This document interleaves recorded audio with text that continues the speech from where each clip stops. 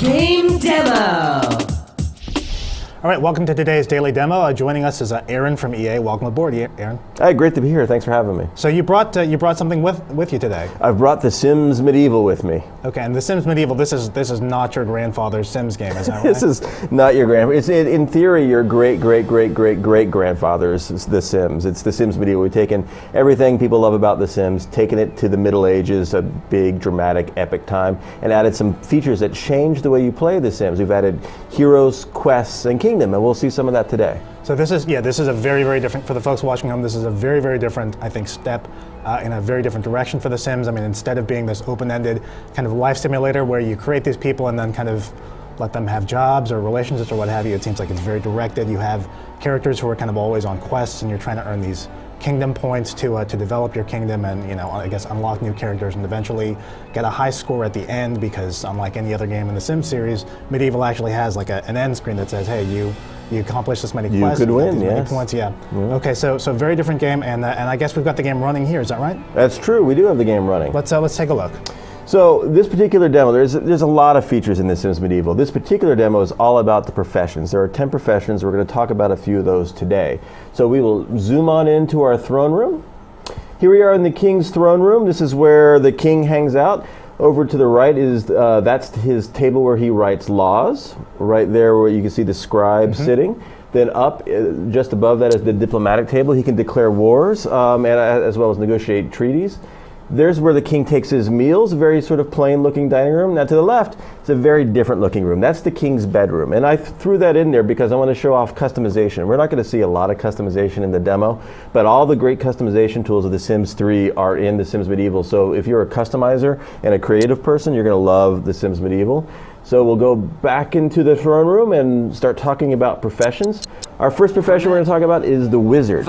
Every profession in The Sims Medieval has a specialty, something they're really good at, something that they'll level up and get better at. Wizards or sorceresses, should you have a female, cast spells. And right now our wizard is going to cast a spell called Inferno on our poor king. Now the spell system includes everything from blessing to heal to teleport, so you have there he goes. Oh! Well, he doesn't like that, does he? No, the king took a hit there, and you'll see the king actually took some damage, so much damage that he is now in his hospital clothes. He should really get to the clinic and speak to the physician, but he's not going to. The king, now we're talking about the king has many powers, one of which is to punish people. He is going to send the wizard to a little place we call the Pit of Judgment. The Pit of Judgment is where bad Sims go, Sims who don't keep up with their job, or Sims you just feel like getting rid of at the time. So the constable will come in, he will approach the wizard, give him what for?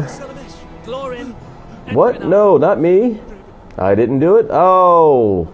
And then we'll zip down to the judgment area, and you'll see you could put Sims in stocks, you could throw tomatoes and eggs at them. The pit is where the pit beast lives. He's a giant blue tentacled monster. We actually haven't seen the whole monster. We've only seen tentacles come out of that particular pit.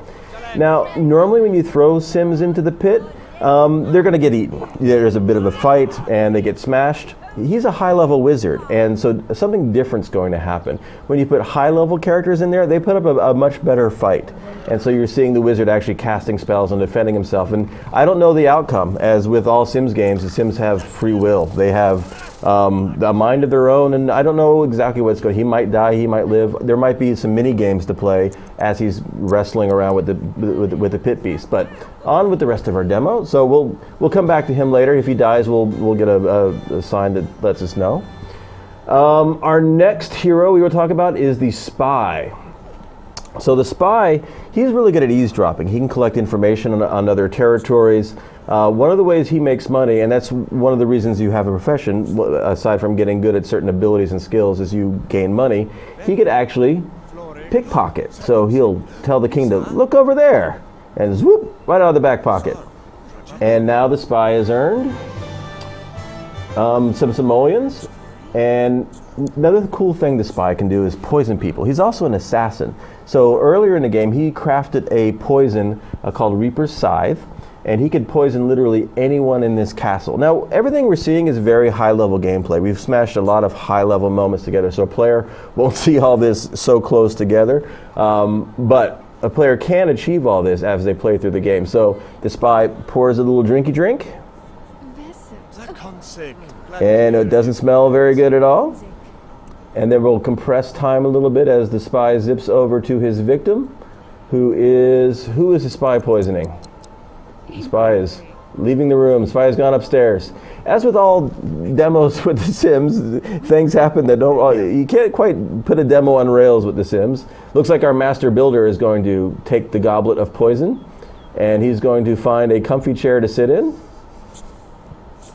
There he goes. And he'll take a hit off of that. The spy is just, oh, that didn't taste very good at all. And, oh, and cue the Grim Reaper. Now, the medieval Grim Reaper obviously looks very different from the Grim Reaper from The Sims 3. He's got a few more things going on. He's very medieval. Our spy finds that to be very amusing. So, as you can see, it's a pretty dangerous place. And so in the dangerous kingdom of The Sims Medieval, you need fighters. And we have our good knight right there.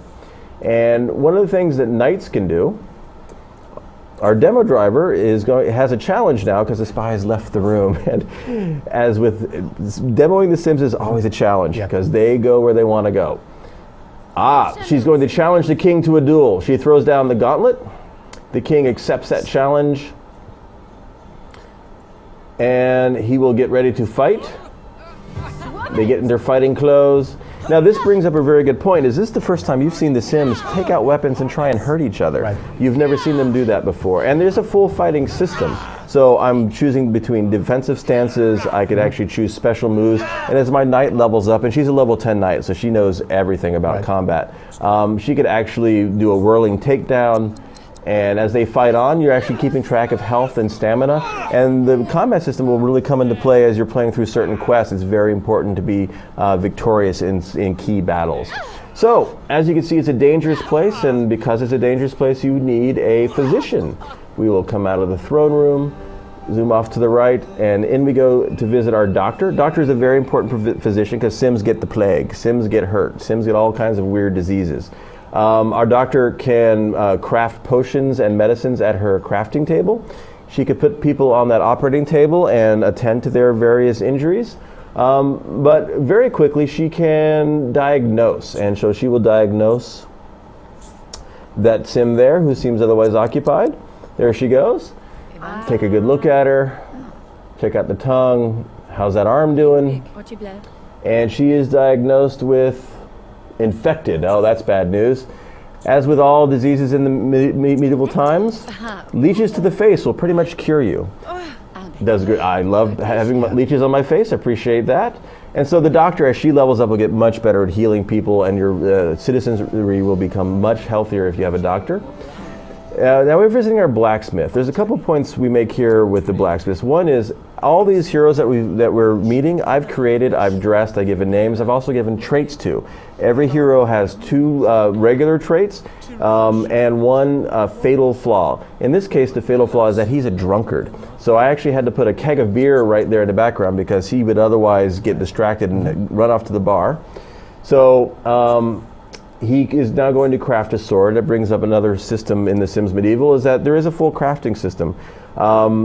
He could make very high-end weapons and armor based on with elements and minerals he's mined for. Some of these are very hard to find, very difficult to get. But we're going to craft a very rudimentary longsword now. He just has a little bit of iron.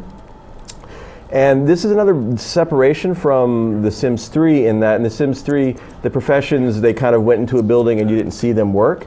In The Sims Medieval, every profession, you're actually manipulating the Sim. So I can make decisions. If the fire is too cold, I could add more coal. If the sword that he's working on gets too hot, I could have him come out and have him pound it. And I can control him to get the best result. Yeah, Aaron, so it looks like in the upper left corner there's heat, quality, progress. How does that stuff work? So with heat, I want to keep that needle in the gold there. So if it gets too low, I'll make the Sim. Now he's a high-level blacksmith, so he kind of knows what he's doing. If he were level 1 or level 2, he might not be so great at his job. So I'll say, put some coal in there and get the heat up. If the heat gets too high, then I'll actually have him pound out on the anvil there. And the quality will go, every time the heat gets too high or too low, the quality will go down. And eventually the progress will go to 100%, and I'll get a higher quality sword or a lower quality sword, depending on how I've manipulated my blacksmith. So there are going to be some of these kind of mini games for kind of all of the crafting. All the crafting, pretty much every professor has some sort of sub game that you can manipulate to get better results. So that's our blacksmith and a little bit about our crafting system. Right over here, we'll talk a little about the merchant system and the way people buy and sell goods. So our merchant is a very handy guy to have around, because along with that crafting system is a big collection game, and a lot of the collection game involves running around the kingdom finding things. The merchant can do a lot of that work for you. So he can import things from distant lands, he can import things from the neighboring town. So all the things that are on sale at the store, he's actually got out and acquired. And sometimes you get very rare items you can't get any other way. So you might get a rare potion or a rare weapon or an instrument with interesting qualities for your bard. So it's very handy to have a merchant in your kingdom. And we'll move on to our next profession. We'll zip right around. We'll take a quick stop at, we'll see some people practicing the royal sport of king ball. It's the sport of kings in the Sims Medieval. Over here to the right, this is also the training yard. If you want to get your knight leveled up, or your spy, or even your king, all the combat level Sims, they could train here at the training yard. We'll zip off to the right, and we see two churches. On the left are the Jacobins. They're very, very serious, very, very strict. Both religions can give sermons in their churches. They collect funds, and they seek to influence the kingdom and win over all the hearts of the citizenry. The Jacobins, because they're so strict and so into obedience, they do that through fear. One of the ways they spread fear is they put up proclamations. They love new rules. And so this proclamation will be pounded to the signpost, and the proclamation has been made, and it went away, but you could see the fear meter actually going up. And so the Jacobins are all about scaring people, where to the right, much more friendly church. Peace, love, happiness. They're a poorer church. However, they are much more gentle in their methods, and we'll have our Pateran priest begin to evangelize. And you see, as he evangelizes, he's actually becoming more popular, he's gaining experience, and people are listening. He might actually get converts. So if you want to move the story of your kingdom in the religious direction, you'll find that this conflict becomes very interesting. There are certain quests that really bring this conflict to light. So a little bit about our two religions and our two religious professions. And we'll finish up with our tavern, and in the tavern is our bard. Now, bards are a really interesting profession because they perform. They make people feel good. And in medieval times, people can get kind of bummed out. There's plagues, there's wars, there's trade. There's so many things that can kind of make people a little bit sad. The bard, when he performs, and as a level 10 bard, he can perform any song in the catalog. His name is Kanye East. And as he rocks out there, you can see people begin to dance. They're going to be in better moods. They might make friends a little bit better. The bard can perform songs as well as write and perform plays. And when he performs a play, you can actually see other Sims get on stage and perform with him. So all these professions, you will level up these characters. You bring them into the kingdom one at a time as you're playing through the quest system, building your kingdom with all these hero Sims, telling new stories, bringing in new quests, and it becomes a very unique experience. As you mentioned, The Sims Medieval does have a lot of directed gameplay, but the tone of the directed gameplay, the directions that you take it, you have so many choices and options depending on the hero Sims you choose and the paths you seek to take. Your experience is going to be very unique depending on your play style and your goals for your kingdom. So that's just a little bit about The Sims Medieval, and so we will go back to our castle, and the sun will go down on one more demo of The Sims Medieval. A small taste. Yeah, and Aaron, I'm going to let you finish. But for the folks watching at home, that was a great look at the Sims Medieval. And actually, today's trivia question will give you a chance to win some great Sims Medieval swag, including a copy of the game. So for those of you at home, get ready for the trivia question. What is the name of the all-seeing, almighty God deity that presides over the world of Sims Medieval? Answer now for your chance to win some cool medieval swag and a copy of the game.